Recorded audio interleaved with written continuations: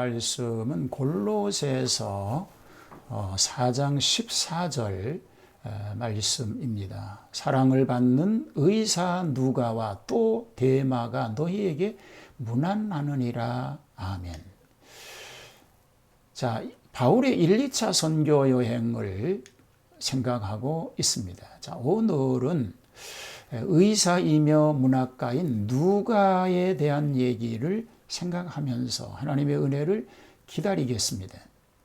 이 누가는 안디옥 사람으로 바울의 고향 다소에서 의사 일을 하다가 바울의 전도를 받고 회심한 분입니다. 초대교부 토드리아는 바울을 가리켜서 누가의 선생, 빛을 보여주니라고 하였습니다. 그는 바울의 선교 여행 때에 그의 담당 의사 겸 선교 동력자로서 동행하였습니다. 뛰어난 문학가로서 그는 누가복음과 사도행전, 일명 누가문서라 불리우는 두 권의 신약 성경을 저작하였습니다. 그의 이름은 신약에서 3번 나옵니다. 오늘 본문으로 읽은 골로새서 4장 14절, 빌레몬 24절, 디모데후서 4장 11절에 나옵니다. 그의 생애와 사업에 대한 지식은 그의 일기 구절들이라 칭해지는 구절들에서 얻을 수가 있습니다. 자, 선교에 있어서 어려움에 임하게 됐던 바울의 일행의 모습을 우리가 볼 수 있게 되지요. 그것은 먼저 임박한 종말 사상 때문이었습니다. 초대교회 사람들은 모두 자기들의 세대가 이 세상의 종말 시대라고 믿었습니다. 그래서 그들은 임박한 종말을 대망하고 있었던 것입니다. 마가는 예수께서 거기 서 있는 사람들 가운데 죽기 전에 하나님 나라가 임하는 것을 볼 사람도 있다고 한 말씀을 하나님의 아들 예수님께서 하셨다고 기록하고 있는 것입니다. 자, 그들은 근시일 내에 그날이 도적같이 임할 줄 알았던 것입니다. 그러나 기대했던 종말은 그렇게 빨리 오지 않았습니다.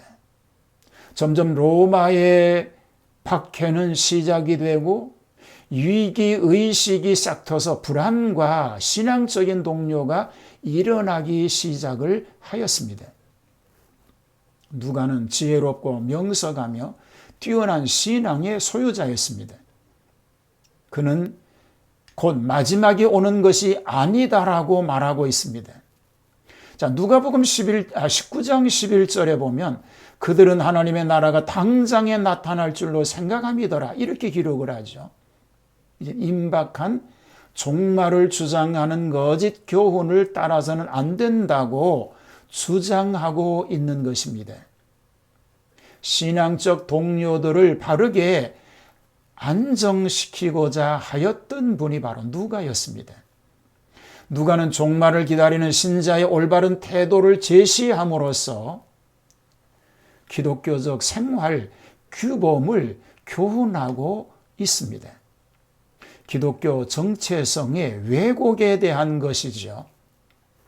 예수님께서 십자가에 죽으신 후에 기독교 전파의 가장 장애가 되었던 것이 기독교 정체성의 왜곡이었습니다. 예수님을 강도, 즉 그 당시 정치범들과 함께 못 박음으로써 예수님은 로마의 한가한 정치범으로 인식이 되었습니다. 식민지 상황에서 이런 사실들은 예수님께서 가르치셨던 복음을 전하고 받아들이는 것에 장애적 요소가 되었던 것입니다. 왜냐하면 복음의 영접은 로마에 대한 일종의 반역으로 여겨질 수 있는 문제가 되었기 때문인 것입니다. 이것은 선교상의 큰 걸림돌로 작용하였습니다. 누가는 이런 상황에서 예수님은 결코 정치적 유죄 판결을 받은 것이 아니라고 하는 것을 강조합니다. 로마 제국과 기독교의 관계가 대립적이며 투쟁적인 관계가 아니라 우호적 관계에 있음을 밝히고 있습니다. 그래서 선교상의 걸림돌을 제거하여 기독교의 발판을 구축하려고 하였던 것입니다. 누가복음에서는 유독 빌라도가 예수님의 죄 없음을 3번씩이나 선언하고 있다는 것을 기록합니다. 누가복음 23장 16절, 20절, 22절의 말씀입니다. 또한 사도행전에서는 로마 총독들이 바울에 대하여 죄 없음을 선언하고 있는 것을 묘사함으로써 기독교회와 로마는 결코 적대적 관계가 아니다라고 하는 것을 강조하고 있는 것을 그의 서신에서 볼 수 있게 됩니다. 자, 현실 상황은 어떻습니까? 코로나19로 인한 어려움, 코로나19가 한국에서 확산되었던 것이 대구 신천지 교회였습니다. 그런데 신천지가 이단이라고 하는 것이 만천하에 알려지는 기회가 되기도 했습니다. 그런데 그 일이 지나고 계속 지나가는 동안에 교회에서 일부 감염자가 나오면서 매스컴은 교회가 마치 코로나 감염지처럼 언론 플레이를 하게 됨으로 인해서 한국교회는 어려움과 복음 전파의 거침돌이 되어가고 있는 것입니다. 최근에는 서울에서는 성전 안에 비치되어 있는 성경을 쓰지 못하도록 금지령을 내리는 사건까지 일어나고 있습니다. 자, 이것이 복음 전파의 거침돌인데 유행성 코로나19로 와진 일이라고 볼 수 있습니다. 자, 이렇게 세계 선교를 하고 있는 동안에 이런 어려움들이 일어나고 있다는 것이죠. 자, 우리는 인간미가 넘치는 사람, 누가의 모습을 보게 됩니다. 소외된 사람에게 관심을 가지는 것이죠.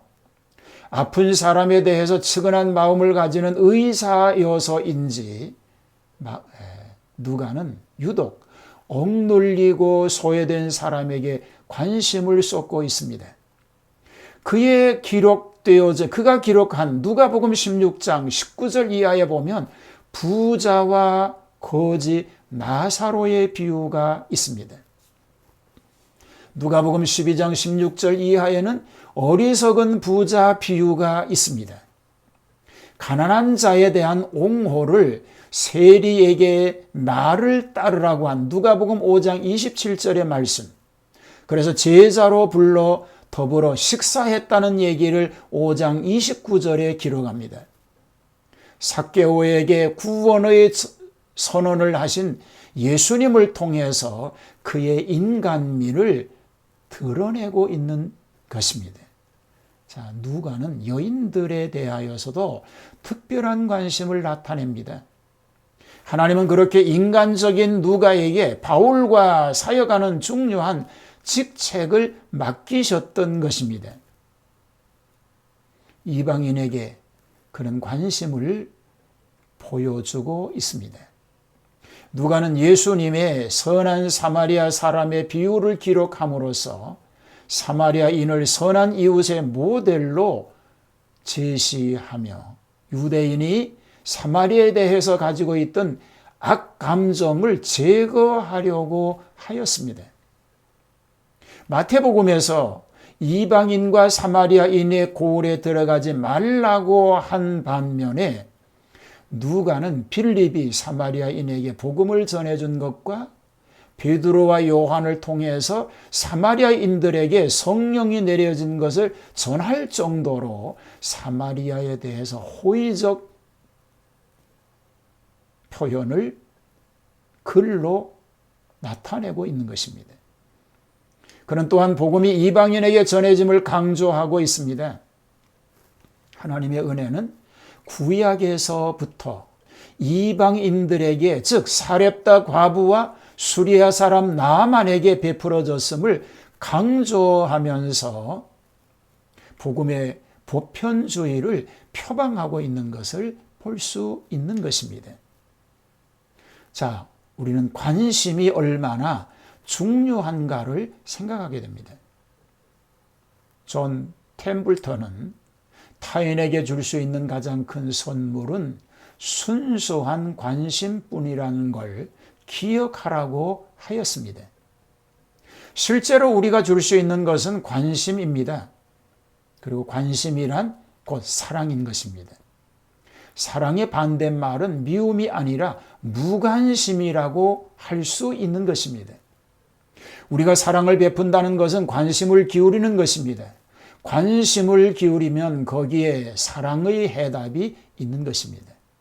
관심을 가지려면 우리의 손발이 살아 있어야 합니다. 사람에게 깨어있고 사랑에 깨어있는 사람은 손발이 살아 있습니다. 선한 사마리아 사람을 선하다고 부르는 것은 그 사람이 깨어 있었기 때문이었습니다. 깨어 있는 사람은 선합니다. 그는 가슴이 깨어 있었습니다. 눈과 발과 손과 온몸이 깨어 있었습니다. 그리고 자신의 포도주나 나귀나 돈과 같은 재산도 깨어 있었습니다. 이것이 곧 관심인 것입니다. 이것이 곧 그가 선하다라고 하는 이유가 되는 것입니다. 사도들의 동력자로 누가는 함께 사역한 사람입니다. 자, 뛰어난 문학가이자 역사가이기도 하지요. 누가는 복음서에 기록된 모든 일들을 직접 겪거나 가까이에서 본 사람이 아닙니다. 왜냐하면 그는 후에 사도 바울의 전도를 받고 예수님을 믿게 되었던 사람이기 때문입니다. 하지만 그는 그의 복음서를 다른 복음서에 뒤지지 않는 예리한 필처로 기록하였습니다. 누가복음을 그는 의사로서 의학적인 냄새가 훨씬 풍기는 용어들을 50여 회나 사용하여서 기록을 합니다.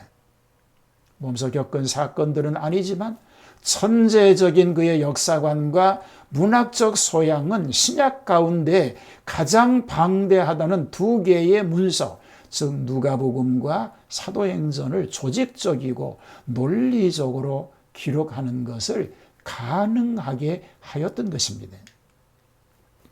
그는 바울의 훌륭한 동력자였습니다. 훌륭한 바울의 동력자, 바울의 성공적인 선교 활동은 그의 동력자들의 헌신적인 지원에 의해서 가능할 수 있었다고 말할 정도로 동력자는 중요한 위치를 차지합니다. 바울에게 있어서 동력자 중에서도 단연 으뜸되는 인물이 바로 누가입니다. 육체의 가시가 있었던 바울에게는 의사인 누가가 절대적으로 필요했을 것입니다. 또한 누가의 뛰어난 문학과 소양과 통찰력은 전도에 있어서 없어서는 안 될 중요한 요소였습니다. 골로새서 4장 14절에서 바울은 누가를 사랑하는 의사라고 말할 정도로 그를 신뢰하고 믿었습니다. 바울이 순교한 로마에까지 동행했던 것만 보아도 그의 신의감과 충성심을 알 수 있습니다. 이렇듯 그는 의사로서 똑똑한 문필가로서의 출세도 다 마다하고 나무의 밑에서 묵묵히 주의 길을 걸어간 훌륭한 전도자였던 것입니다. 그래서 누가는 친절한 전도자요, 문학적 천재요, 유능한 의사로 자신이 소유하고 있던 모든 것을 주님을 위해서 다 바치고 온 힘을 기울여서 그리스도와 그의 교회와 형제를 위해서 최선의 봉사를 아끼지 않았던 것입니다. 그의 이름은 성경에서 자주 들먹여지지는 않지만 그가 저작한 글들 속에서 그의 뛰어남과 신실함은 더욱 빛난다라고 말할 수 있는 것입니다. 자, 오늘 우리는 협력하는 사람이 되어야 합니다. 그렇습니다. 협력하면 모두가 사는 것입니다. 어느 도시에 대형 화재가 났습니다. 오가는 사람이 많은 사거리에 두 장애인이 있었습니다.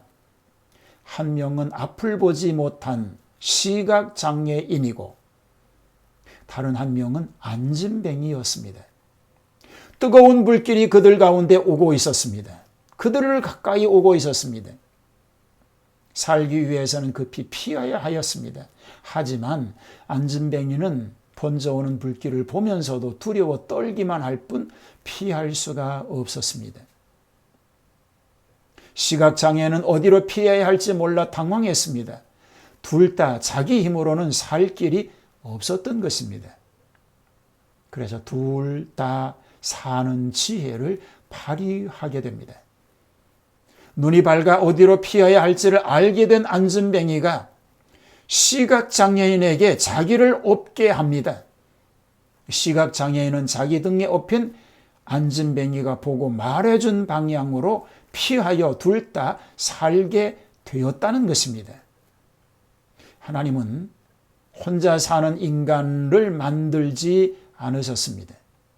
서로 돕고 사는 인간으로 지으셨습니다. 이것이 사회적 존재로서의 인간입니다. 서로 사랑으로 협력하게 되면 모두가 살 수 있는 것입니다. 그렇습니다. 의사이며 문학가인 누가는 바울과 함께 협력할 때에 바울 선교가 훌륭한 선교를 결과를 가져올 수 있는 하나님의 은혜를 풍성히 누리게 되었습니다. 그것은 함께 하였던 동력자의 힘이었습니다.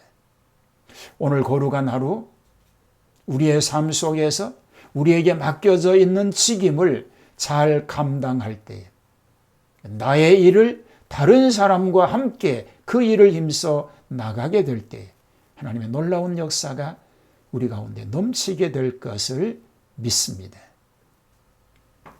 하나님 아버지,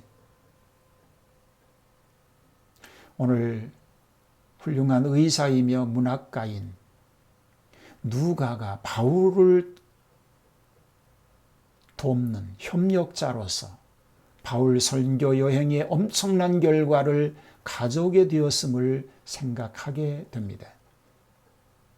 사람은 혼자서는 살 수가 없습니다.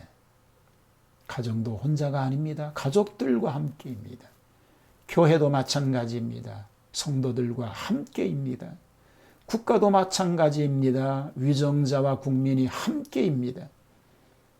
상호 협력 관계가 잘 유지되게 하셔서 하나님의 뜻을 이루어드리는 도구가 다 되게 하옵소서. 우리의 삶의 여정 가운데 내가 힘들고 어려운 상황 가운데 있을 때 나의 힘이 되어주고 도움이 되어줄 수 있는 동력자를 하나님 붙여주시고 그래서 함께 주님의 뜻을 이루어가는 그런 승리자로 살게 하옵소서. 예수님 이름으로 기도하옵나이다. 아멘.